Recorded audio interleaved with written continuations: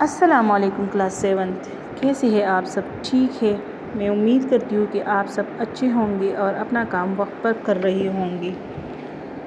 Class 7 ابھی ہم اسلامیات کی کلاس شروع کر رہے ہیں۔ سب سے پہلے آپ اپنی اسلامیات کی کتابیں نکالیں اور اس میں صفحہ نمبر 41 جو ہے وہ کھول دیں۔ آج کا ہمارا عنوان ہے غزوہ تبوک۔ اس میں ہم ان صحابہ کرام کی قربانیاں اور کا ذکر کریں گے جس میں غزوہ تبوک میں انہوں نے جو ہے بہت سی مشکلات اٹھائے۔ تو چلو بچوں، آج اس ریڈنگ کا آغاز کرتے ہیں۔ تعارف۔ اسلام کے خلاف رومیوں کی سازشوں کو کچلنے کے لیے نبی اکرم صلی اللہ علیہ وسلم نے اپنی ساتھیوں کے ہمراہ مدینہ منورہ سے 700 کلومیٹر دور تبوک کی مقام پر پڑاؤ کیا۔ رومی مسلمانوں کی طاقت دیکھ کر لڑنے کے لیے سامنے نہ آئے اور مسلمان بغیر لڑی مدینہ گئے۔ اس جنگ کو غزوہ تبوک کہا جاتا ہے۔ بچوں، اس میں کہہ رہے ہیں کہ یہ جو رومی تھے، روم کے لوگ، وہ جو ہے اپنی ساتھیوں کے ساتھ مدینہ منورہ سے 700 کلومیٹر دور تبوک کی مقام پر ٹھہر گئے۔ اسلام کے خلاف جو ہے سازشیں کرنے والی یہ لوگ جو ہے یہ چاہ رہے تھے کہ مطلب وہ اسلام کو کچل دے۔ رومی مسلمانوں کی طاقت کو دیکھ کر لڑنے کے لیے سامنے نہ آئے اور اس غزوہ میں مسلمان بغیر لڑی جو ہے وہ واپس گئے۔ پس منظر۔ فتح مکہ کے بعد سارا عرب اسلام کی زیرنگی آ گیا، یعنی اسلام کے انڈر ہو گیا۔ اب عرب میں کوئی ایسی طاقت باقی نہیں تھی جو اسلام کی مخالفت کر سکتی تھی۔ عرب سے باہر دو بڑی طاقتیں روم اور ایران اسلام کو اپنے لیے خطرہ محسوس کر رہی تھی۔ ان کو نبی اکرم صلی اللہ علیہ وسلم خطوط کے ذریعے سے اسلام کی دعوت بھی پیش کر چکے تھے۔ سلطنت روم کے ساتھ مسلمانوں کی ایک لڑائی جنگی موتا پہلے بھی ہو چکی تھی۔ 9 ہجری میں آپ صلی اللہ علیہ وسلم کو اطلاع ملی کہ روم کا بادشاہ ہرقل مسلمانوں پر حملے کی تیاری کر رہا ہے تاکہ مسلمانوں کی بڑھتی ہوئی طاقت کو کچل دے، ختم کر دے۔ یہ خبر سن کر آپ صلی اللہ علیہ وسلم نے فیصلہ کیا کہ رومیوں کو پیش قدمی کی مہلت دیے بغیر خود ان کے علاقے میں گھس کر ایک فیصلہ کن جنگ لڑی جائے۔ نبی اکرم صلی اللہ علیہ وسلم نے صحابہ کرام رضی اللہ تعالیٰ عنہم کو جنگ کی تیاری کا حکم دیا۔ مکہ کے فتح ہونے کے بعد سارا عرب جو ہے اب اسلام کی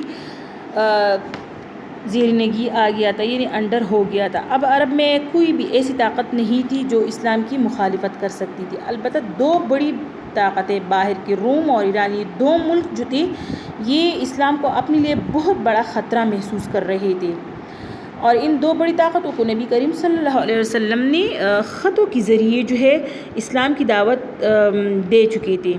تو بچوں، اس سلطنت روم کے ساتھ مسلمانوں کی ایک لڑائی پہلے بھی ہو چکی تھی جس کو جنگی موتا کہتے تھے، اور 9 ہجری میں آپ صلی اللہ علیہ وسلم کو ایک اطلاع ملی کہ روم کا بادشاہ ہرقل مسلمانوں پر حملے کی تیاری کر رہا ہے تاکہ مسلمانوں کی بڑھتی ہوئی طاقت کو وہ ختم کر سکے۔ اس خبر پر آپ صلی اللہ علیہ وسلم نے یہ فیصلہ کیا کہ ان لوگوں کو بغیر بتائے ہوئے، بغیر ٹائم دیے ہوئے ان کے علاقوں میں کے اندر جا کر ایک فیصلہ کن جنگ جو ہے وہ لڑی جائے۔ نبی اکرم صلی اللہ علیہ وسلم نے پھر اپنی صحابہ کرام رضی اللہ تعالیٰ عنہ کو جنگ کی تیاری کا حکم دیا۔ جنگ کی تیاری۔ موسم سخت گرم تھا، کھانے کی شدید قلت تھی، یہاں تک کہ بعض اوقات درختوں کے پتے کھانے پڑتے تھے۔ پچھلے سال 8 ہجری کھجور کی فصل کم ہوئی تھی، اس سال 9 ہجری فصل پک کر تیار تھی۔ اگر بروقت نہ سنبھالی جاتی تو ضائع ہونے کا امکان تھا۔ مسلمان فی الفور روانگی نہ چاہتے تھے۔ اس کے علاوہ منافقین کی طرف سے طرح طرح کی سازشیں ہو رہی تھیں۔ منافقین مسلمانوں کو بہکا رہے تھے کہ ایسی سخت گرمی میں سفر نہ کرو۔ یعنی 8 ہجری کو کھجور کی فصل کم ہوئی تھی، اس سال 9 ہجری پچھلے 8 ہجری کو یہ کھجور کی فصل جو ہے وہ کم ہوئی تھی، شدید گرمی کا موسم تھا، کھانے کی بہت کمی تھی، یہاں تک کہ بعض اوقات جو ہے لوگوں کو درختوں کی پتی بھی کھانے کو ملتی تھی۔ اس میں منافقین جو ہے انہوں نے مسلمانوں کو ورغلایا کہ آپ لوگ جو ہے اس شدید گرمی میں سفر نہ کریں۔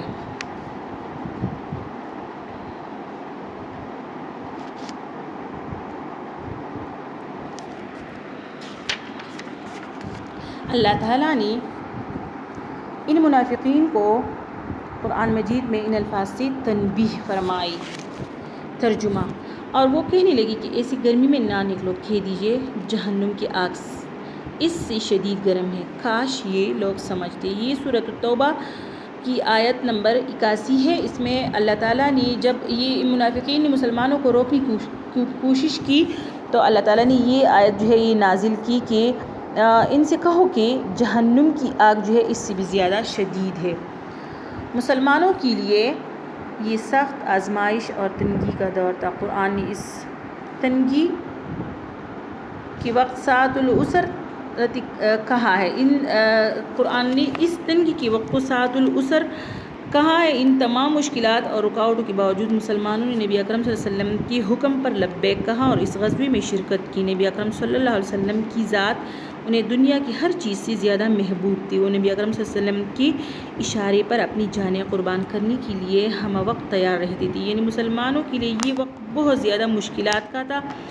قرآن نے اس وقت کو ساعۃ العسرت کہا ہے اور یہ جو تمام مشکلات اور رکاوٹیں تھیں نبی اکرم صلی اللہ علیہ وسلم نے اس پر بھی کہا ہے کہ لوگوں نے کہا ہے کہ میں حاضر ہوں۔ اس غزوے میں انہوں نے شرکت کی۔ نبی اکرم صلی اللہ علیہ وسلم کی ذات ہی ان کے لیے دنیا کی ہر چیز سے زیادہ پیاری تھی۔ وہ نبی اکرم صلی اللہ علیہ وسلم کی ایک اشارے پر اپنی جانیں قربان کرنے کے لیے ہر وقت تیار رہتی تھی۔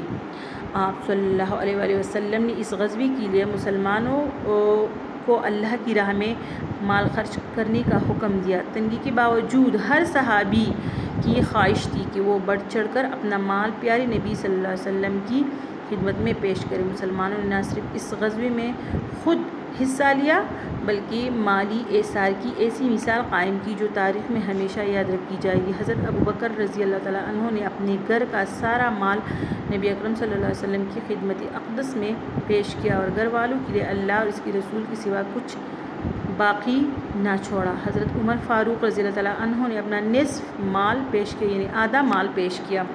حضرت عثمان رضی اللہ تعالیٰ عنہ نے 900 اونٹ، 100 گھوڑے اور 1000 دینار پیش کی۔ حضرت عاصم بن عدی رضی اللہ تعالیٰ عنہ نے 13,000 کلو کھجور آپ کی خدمت میں پیش کیے۔ نادار صحابہ نے مزدوری کی اور جو کچھ ملا وہ آپ کے سامنے حاضر کیا۔ عورتوں نے اپنی زیورات پیش کی۔ بعض صحابہ کرام رضی اللہ تعالیٰ عنہ نے اس قدر بے سر و سامان تھے کہ وہ جہاد کی تیاری میں حصہ نہ لے سکے۔ انہوں نے اپنے نبی کریم صلی اللہ علیہ وسلم سے عرض کی کہ انہیں بھی جہاد میں ساتھ لے جائیے۔ آپ صلی اللہ علیہ وسلم نے فرمایا کہ میرے پاس تمہیں ساتھ لے جانے کے لیے سواریاں نہیں ہے۔ خلوص جذبات اور جہاد پر ساتھ نہ جا سکنے کی حسرت میں ان کی آنکھوں سے آنسو نکل پڑے۔ اللہ تعالیٰ نے قرآن مجید میں ان کی حالت بیان کرتے ہوئے فرمایا وَأَعْيُنُهُمْ تَفِيضُ مِنَ الدَّمْعِ حَزَنًا أَلَّا يَجِدُوا مَا يُنْفِقُونَ۔ سورۃ توبہ کی آیت نمبر 92 ہے۔ ترجمہ: اور اس غم سے کہ ان کے پاس خرچ موجود نہ تھا، ان کی آنکھیں اشک بار تھی، یعنی آنسو سے بھری ہوئی تھی۔ اس پیراگراف میں جو ہے یہ کہا گیا ہے کہ اس میں جو ہے صحابہ نے اپنی جتنا بھی ان کے پاس جو چیزیں تھیں انہوں نے وہ قربان کی۔ کسی نے اپنا مال دیا، کسی نے جانوروں کی شکل میں، کسی نے دینار کی شکل میں۔ تو ان میں ایسی بھی تھی جو جہاد میں حصہ تو نہیں لے سکتی تھی لیکن پھر بھی انہوں نے اپنی خواہش کا اظہار کیا، اور جب ہمارے نبی صلی اللہ علیہ وسلم نے ان کو ایسا فرمایا کہ مطلب ہمارے پاس سواریاں کم ہیں تو وہ نہیں جا سکتی، اس لیے ان کی آنکھوں سے آنسو نکل پڑے۔ یہ تھی ہمارے نبی کے ساتھ ان کی محبت کا اظہار۔ اسلامی لشکر کی روانگی۔ نبی اکرم صلی اللہ علیہ وسلم نے سارا مال اپنی لشکر میں تقسیم کیا۔ جب تیاریاں مکمل ہو گئی تو آپ صلی اللہ علیہ وسلم 30,000 کا لشکر لے کر تبوک کی طرف روانہ ہوا۔ گرمی کا موسم تھا، سفر بہت لمبا، سامان کم اور راستہ کٹھن اور دشوار تھا۔ 18 آدمیوں کے لیے ایک سواری تھی جس پر سب باری باری سوار ہوتے تھے۔ نبی اکرم صلی اللہ علیہ وسلم نے ثنیۃ الوداع کے مقام پر فوجی دستوں کو ترتیب دیا۔ کمانڈر اور علمبردار مقرر فرمائے۔ علمبردار جن کے پاس جھنڈا ہوتا ہے۔